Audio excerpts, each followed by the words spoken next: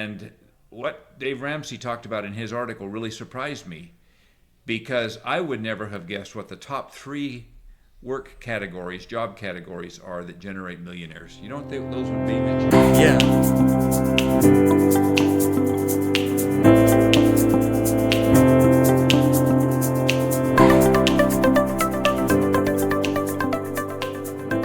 Hello again, everyone, and welcome to Hey Pops Financial. We're going to talk today about an article that I came across. It happens to be a Dave Ramsey article, and we're going to hope to have a little bit of fun with that. I've got my son Mitch with me today. How you doing, Mitch? Good to go.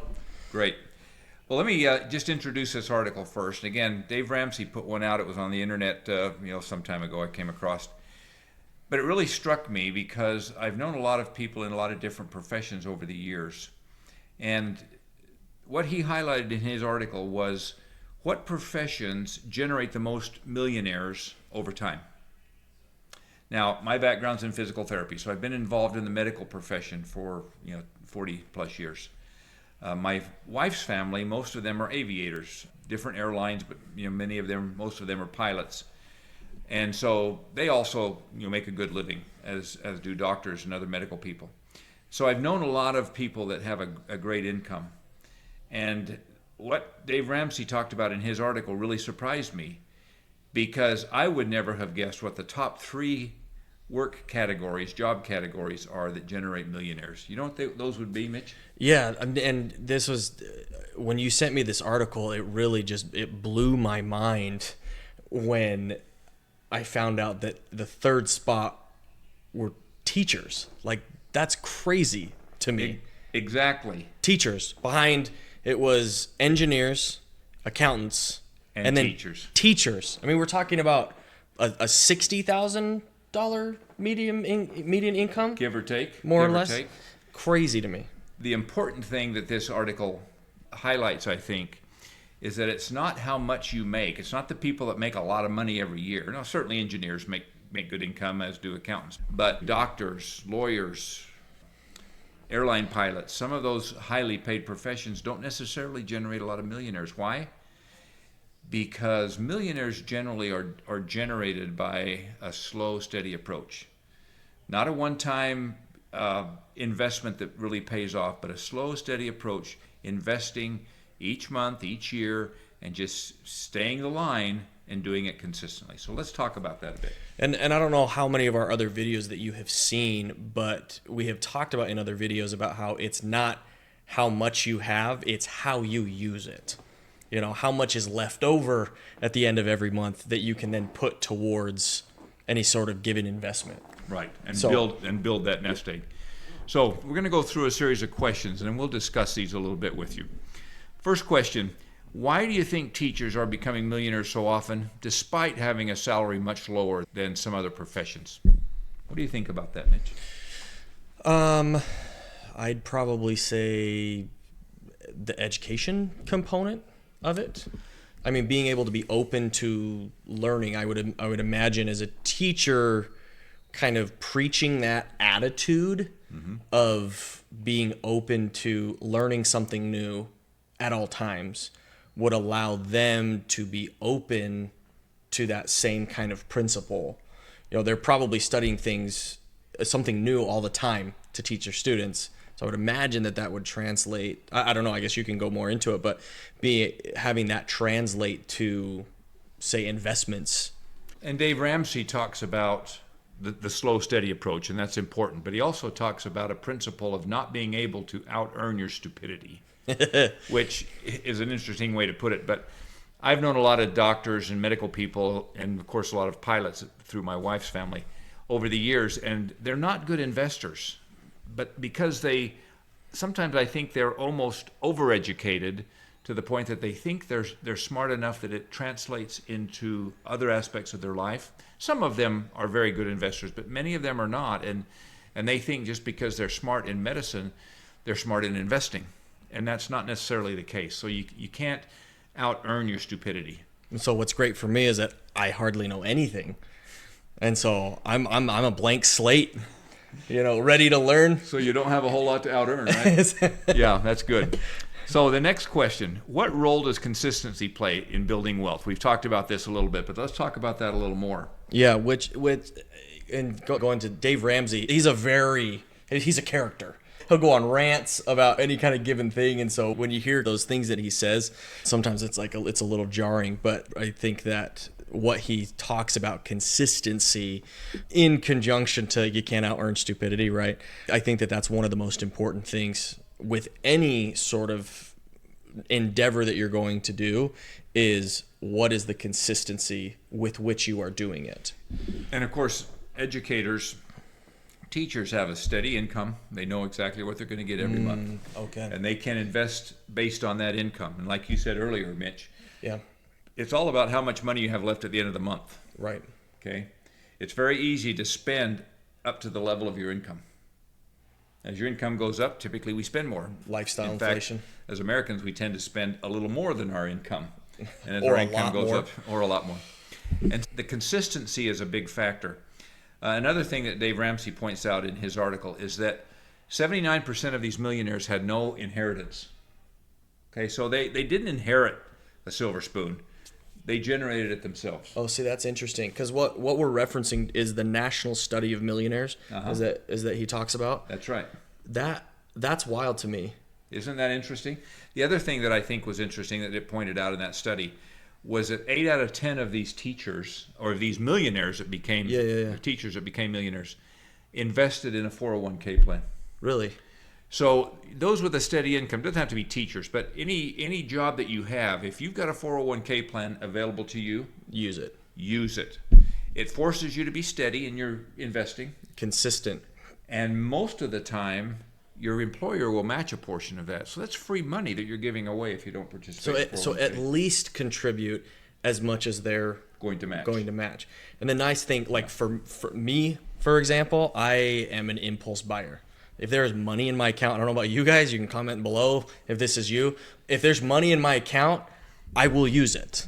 Like that is just how I work. Or if there are checks in the checkbook, you're going to use it because it's in there, right? What's a checkbook? No, Right. but having something like a 401k where it comes out automatically from your paycheck is invaluable for me. Is gold. Is a gold. great way to invest. Next question: how does living below your means contribute to financial success? Again, we've touched on this briefly already, but how does watching what you spend and making sure that your spending is below your income contribute to financial success? A guy that I watch on YouTube that I like a lot, Gabe Built, is his name. He is all about the minimalist lifestyle, which I don't really like a lot of extravagant stuff, but I like to have my things. But I like that kind of mentality of, which again, in some of our other videos, we talk about being happy with what you have, as opposed to just, oh, I need this and I need that. Keeping up with the Joneses, right? And I guess the Kardashians would be this generation's equivalent. But like being able to just be content with what you have is part of that, and he highlights this in his article, is when you go grocery shopping, make a list. How many of us make a list to grocery shop? As opposed to go into the grocery store and whatever catches your eye, you put in your basket. Yep, again, that's me. Right? You know what has helped me a lot with that? You overspend that way. Which, again, COVID was horrible in a lot of ways, but it's interesting to see the different things that have come because as a result. Yep. One thing that has helped me with that specifically, not impulse buying, which again, card carrying impulse buyer here, is online orders that just get delivered to my home. Because I can just go through and say, okay, well, I need this, I need this, I need this, as opposed to seeing whatever is marketed to me at eye level in the store. It has trained me to say, okay, well, this is all that I need, as opposed to buying everything that I see. And stores know that. Exactly. Where are the cheaper items in a particular category usually held? They're displayed on the bottom shelves. They're not displayed at eye level. Mm-hmm. Eye level are the more expensive ones. It's crazy. Where do grocery stores put their dairy department? I don't know. At the back of the store. Because most people, when they go grocery shopping, need milk, right? Right. Or some kind of dairy item. Oh, so on the way. On the way to get the milk, you've got to pass the soda pop, you got to pass the cookies, you got to pass everything else, right? Yep. They know that. Every store you go in now, you'll notice that the milk is in the very back of the store. Uh-huh. So that's the kind of things that we're talking about. All right, so the next question we have here is, what can we learn from teachers about the value of education and planning for the future? Which we did touch, I guess, a little bit on, just kind of with the other comments that we made, but going to that. All of these are a little bit interrelated, and we did talk about this a little bit. But And you'll notice how we also use our hands like that. I feel like we're like doing this like it must be the Italian in me. Yeah. I'm not Italian, but my hands are, I think. You're part Italian? That's just the hands. He mentions in the article that 88% of millionaires are college graduates. Many of them have advanced degrees. I'm screwed then. Okay? Just kidding. And it's not necessary. Right. You're part of the 12%. It's not necessary to have a college education, but the point is that teachers tend to be educated people. And as Mitch said earlier, they don't stop learning. Yeah, and I think that is very, very important to highlight, which if you don't have a degree, like me, you don't have to lose hope, because as long as you are dedicated to that continuous education, you will get there, right? I think that is one of the most important things, which we talked about consistency earlier. It ties into that. If you are consistently learning, if I can talk today, then you're always going to be ahead of the curve. So many different people. And teachers, I think, because they don't make a lot of money, have to plan well into the future. And so that long-term vision, as opposed to how much am I making today. The other end of this spectrum, I think, is professional athletes. Oh, yeah. Many of them grew up poor. Suddenly, they've got a multi-million-dollar check in their pocket. Oh, we were just talking about Shaq earlier today. One time, and he certainly has learned from this because he's become quite the savvy investor. I love Shaq. Like, I've seen so many of his videos. I do too. But he admits that he didn't know much when he started out. And there was one day, in one 24-hour period, he spent $1 million. Oh my gosh. I don't know if I could do that if I tried. Well, apparently it can be done. He spent $1 million in a day. And again, he's learned a lot in the years that he's been, especially since he's been out of basketball. But he's a great example of it's never too late to start learning and doing it the right way. I think that's great. It doesn't hurt to have $1 million every day to spend. But I look up to him in a lot of ways, not just because he's 10 feet tall, but because of that, because of his willingness to continually learn from those mistakes. So many of his videos are just so inspirational to me in so many ways. Next question. Beyond traditional savings, what other investment strategies can help build wealth over time? Beyond traditional savings, what other investment strategies can build wealth over time? I think we need to be sure and mention right here the 401ks that we mentioned before. And I'm going to include in that any qualified account. So earlier we talked about 401ks. Right. And I'm going to include with that any kind of qualified account. IRA accounts, any kind of retirement. Historically, we have been able to invest those only in very few stock or market-driven investments, mutual funds, that sort of thing. And I don't want to discount the importance of those because historically, especially if you've got a long-term vision, they make good money. But there are also lots of alternative investments, real estate, other kinds of things, gold, other precious metals, private lending. There are other opportunities. Pokemon cards. Pokemon cards if you want to collect them. Someday they'll be worth a lot probably. But you can make good money in those kinds of investments, again, if you take a very measured approach and a long-term approach to them. Yeah, which again, some of our other videos where we talked about alternative investments, I really like, just as I've gotten into investing, which I didn't start until I was 30 maybe. I mean, I had a 401k, right, from work. Yep. But I like to find the things that are left on the periphery of everybody's knowledge. Just because people don't necessarily know about them doesn't necessarily mean that they're bad investments or whatever. That's right. I mean, you have to do your due diligence. Don't get me wrong. Just because somebody says, hey, I've got the opportunity of a lifetime, doesn't mean that you should listen to them, probably. And unfortunately, the old adage that it sounds too good to be true many times is true, because if it sounds too good to be true, it probably is. Next question here. How important is it to balance passion and financial security in your career? Ooh, so this is a perfect question for me to ask, and you give me your response, and I'll go over it. Oh, you want me to go first? Yes. Great response. Oh, all right, moving on here.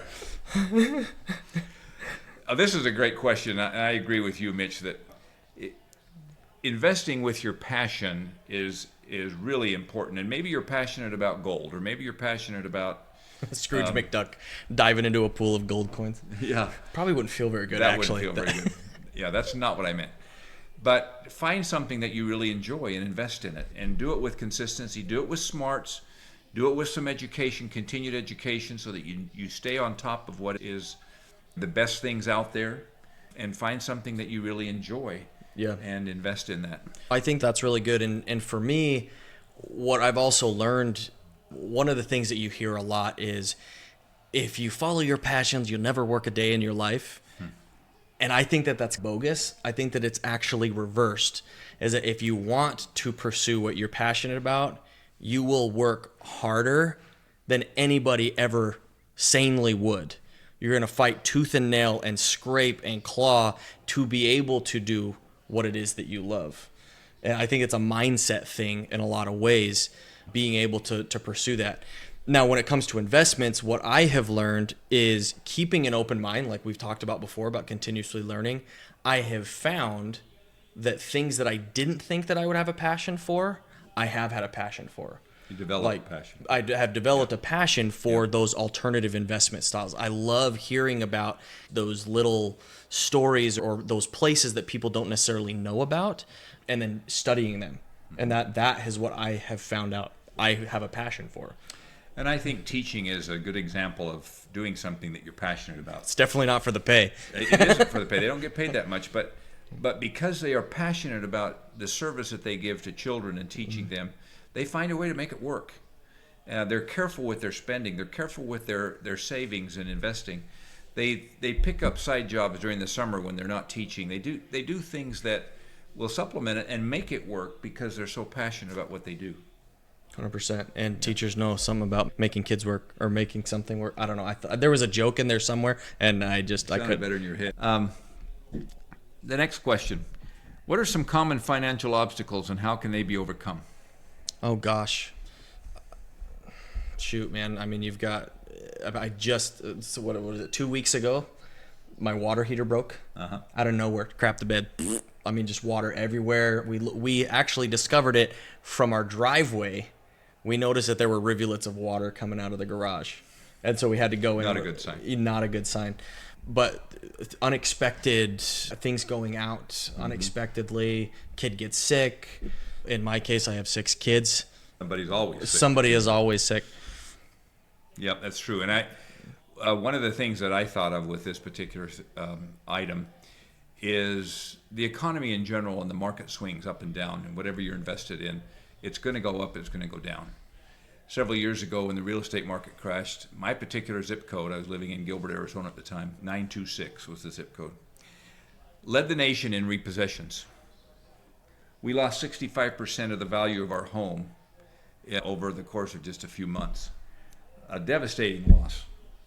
However, if you stayed the course, within 2 years, we had regained that 65%, and it continued to go up from there. That's wild. No, I remember that. Just from was it 2008? Yeah, something like that. I was 18 at the time. The key is not to panic. And those that sold, when I'm invested in the stock market, I historically have had a devil of a time doing this. I tend to buy high and sell low instead of just the opposite. When things are going down, I panic and I better sell before I lose it all. And in doing so, I lose the upswing that investment invariably does. And so panic buying and selling is not the way to go, but consistency. And I think that's why teachers are so good at what they do and become millionaires more frequently, is because they just take the slow, steady approach and be consistent. They've probably gotten pretty good at not panicking too, with all those crazy kids. Every Every single day is a new challenge. Okay, so next question here, last question. Why are systems, I love this one. Why are systems and discipline crucial for financial success? My take on this, if you guys have not read the book Atomic Habits, it was one of my absolute favorite books by James Clear. He says that we don't rise to the level of our goals, we fall to the level of our systems. How about that? Isn't that good? That's good. And the systems are what help prevent you from the panic buying and selling that I was talking about in the last one. Now, by systems, again, this is something that he talks about in the book, that James Clear talks about. Systems it's like something that you can count on, so that it takes the impulse, the panic situations that you might find yourself in. So being able to have a system where you consistently put money into, say, the stock market. I know sometimes instead of just buying all of one stock, you can just consistently put in the same amount every single month, whether it goes up or down, because as we know, over time it has consistently gone up. Cost averaging, and that's exactly what we're talking about. Having other things like that, systems like that, where it can take some of that panic out when luckily stuff like today with apps that are available, Acorn, others that yeah. they will help you automatically invest. They'll take a certain amount out of your bank account. Opportune is my favorite, and love that. Some of them will, every time you make a purchase with your credit card, they'll round it up to the nearest dollar and put those pennies in your account, and those things build up over time. So a system like that really helps avoid the ups and downs of panic that we all experience. We hope you guys enjoyed joining us today, going over this article. I absolutely loved this article when I read it. I love my teachers. I don't know if all of them have loved me throughout my life, but I've really appreciated them and everything that they have done. If you guys have gotten value out of this video that we have made, please like, comment, share, subscribe, all of those things that every YouTuber says. But we want to hear from you. And so really that is why we want to hear your comments on how you think this went. Thank you, Mitch. I appreciate what you said. And one of the reasons I really like this article is because it highlights one of the things I believe in my core, in my soul, that slow and steady and consistent wins the race. And that's why teachers have become millionaires more often than not, more often than many other professions. And that's what we preach here at Hey Pops Financial. If you'll just stay the course, use some good principles, have some systems in place, budget wisely, do all of those things that we talk about in our pillars, you will find financial success and financial freedom. What I like to say, you got to put value in your brain before you put value in your bank. Perfect. Love you guys. See you next time. See you on the next one.